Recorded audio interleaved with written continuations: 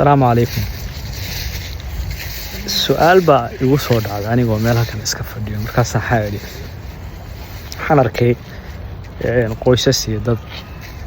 beertan iska yimaado iska fadhiyo iska qaraxaysanaya waqti iska qaadanayo mid yani intuu gobol yar iska soo qaato meel yar oo luuq iska dhigta oo xoogaa iska yar jil gareynaya mugta ka saxayay qof bila aadanka wada maxaa farxad geliye dadna xayri bal asxaabta weydii saaxiib adiga ku daawanay bal maxaa horta ku farxad geliye waa iga su'aal marbadan baad arkaysaa qofka noloshiisa xoogay oo yani isku dhex yaaday noloshii xoogaa ka yara xiriiri hawl iska galeen waxaad arkaysaa mararka qaar qof ilaahay wax siiyay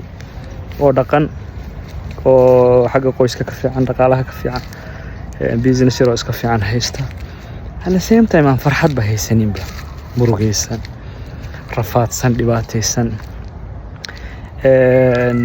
qof baad arkaysaa xoogaa arrimo qoysi xaaladda ku jiro oo runtii social media meelahan xoogaa farxadda ka soo raadinaya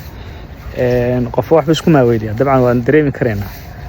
marka xaaladda ay ku yara jeexjeexdood yara stressto farxad baad raadinaysaa su'aashani runtii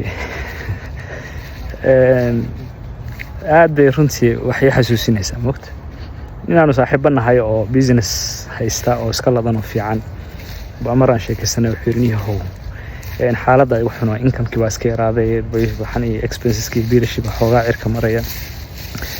wallahi wax la sameeyo lama garanayo stress ninkaas isku buuqsan yahay 24 saac calculator kula soo baxaya oo wuxuu xisaabaya mugta kasugirniyahow adiga xoogaa say wax ku rangareysaayo bal xoogaa business keera wadid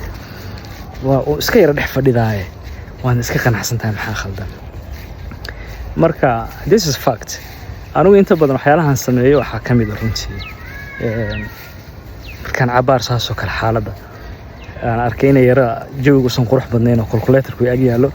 waa iska yara dhaqaaqaadeedna waxaan maraa jidadka dadka xoogay businessyada yaryar ku samaystaan markaad aragtid qof afar xabo oo kuna iyo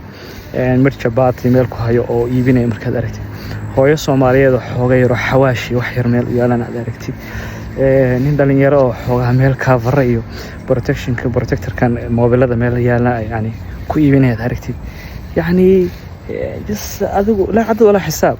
meeqa qofaad maalinkii aad arkaysaa jidka xoog ganacsaday waratada habeenkii qaarkood kulli maaha qaarkood dukaamo waaweyn bay leeyihiin dadkan banaanka soo dhigta habeenkii qaarkood banaanka wax ku iibinaad aragtid soo soco waxaad arkaysaa gabdho intay isu tageen oo xoogaa cuntada wadaniga cambuulada iyo digirta iyo xoogaa jidadka ku sameynaya aragtid waxaad ogaanaysaa xoogaa inaad nimca ilaahay aad haysatid waxaad ogaanaysaa runtii inaad yani noloshaada ay xoogaa ka fiican tahay waxaad ogaanaysaa markay wadyara farxaysaa mugta markaan waxaa yaalaha ay farxad geliyay ka mid tahay runtii inaan arko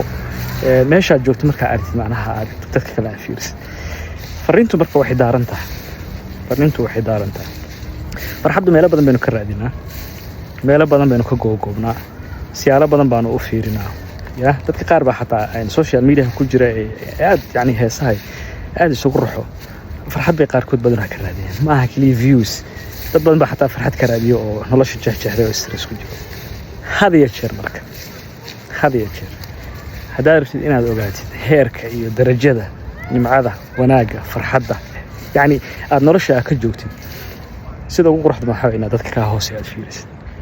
waliba xadiis buu ahaa dabcan saa rajeynayo oo nabiga sallallahu alayhi wasallam nolosha had iyo jeer marka aad farxadda iyo wanaagga iyo riirinta aad ka fiirinaysid markaad rabtid inaad ogaatid nimcooyinka aad haysatid markaad rabtid inaad macnaha aad fahamtid heerka nololeeda aad joogtid inaad eegtid adigu darajadaada dadka ka hooseeya inaad fiirisid waxa ay haysatid iyo dadka kale wax haysta ma ahan qofkan ka sareeya ma ahan qofkan hantiilaha ah ma ahan qofkan yani dadka hantida badana waan sheegaba iyaga ka warwar badan ka dhib badan marka fariintu waxay daaran tahay in hadiya jeer aad fiirisid dadka adiga ka hooseeya noloshooda kadibna taad ku barbardhig nimcooyinka Allah noo ziyaadsho. Assalaamu calaykum.